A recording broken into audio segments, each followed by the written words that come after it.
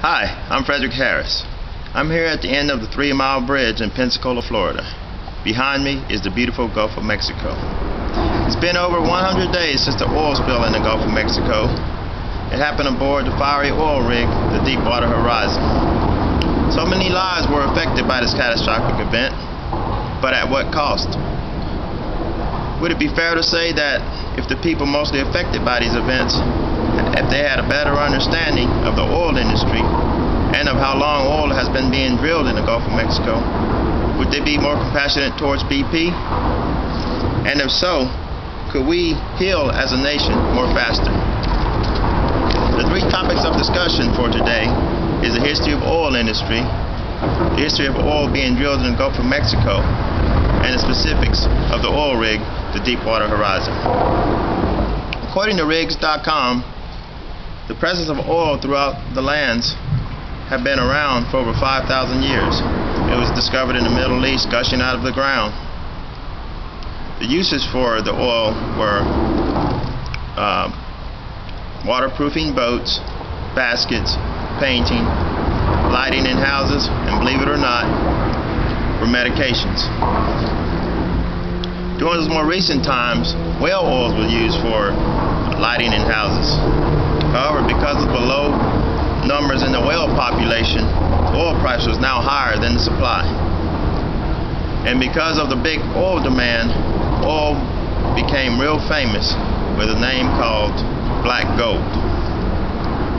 Alternative methods of discussion became the topic for many oil companies, and finally relief came when the talk of drilling from the surface came about.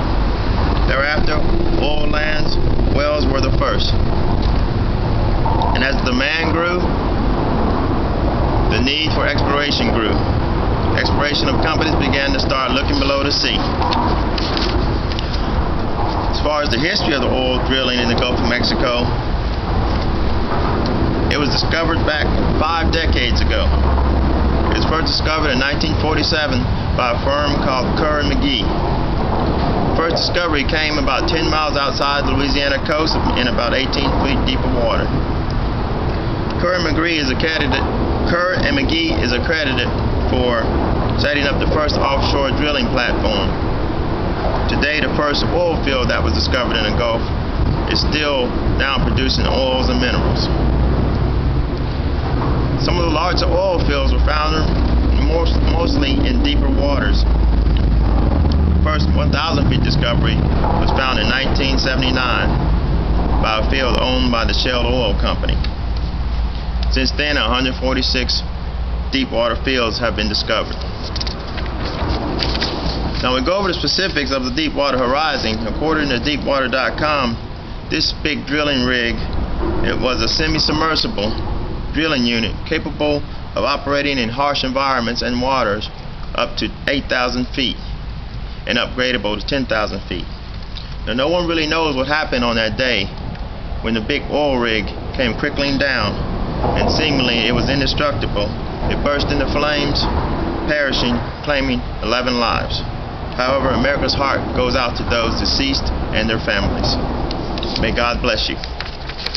In closing, I'd like to leave you guys with a very interesting thought. It deals with Mother Nature, and it goes something like this. If politics were out of our lives, would we have a simpler life? Who knows? Nature has been taking care of us on this earth for as long as we know, and much longer than we have been. In fact, Mother Nature managed to save the lands during the Ice Age, the Volcanic Age, and any natural disaster that this earth has incurred. We the people are the ones inconvenienced, and not Mother Nature. She sends microbes, bacteria, and the sun to do her job. The seawater and the wave action have begun to clean the oil up into the Gulf. As we know, recently, in the recent past weeks, the oil have seemed to disappear in a lot of cases. Who knows where the oil has went? But so far, it is not visible on the surface in a large region of the Gulf of Mexico. In fact, oil spills may have some positive effect on the earth's being and well-being. But for now, seemingly, it's all about the money. So who knows whether anyone will ever look under the rug in the Gulf of Mexico. Only time will tell. As we end this segment, I would like to leave you with a view of the beautiful Gulf of Mexico. Frederick Harris, in closing, thank you very much.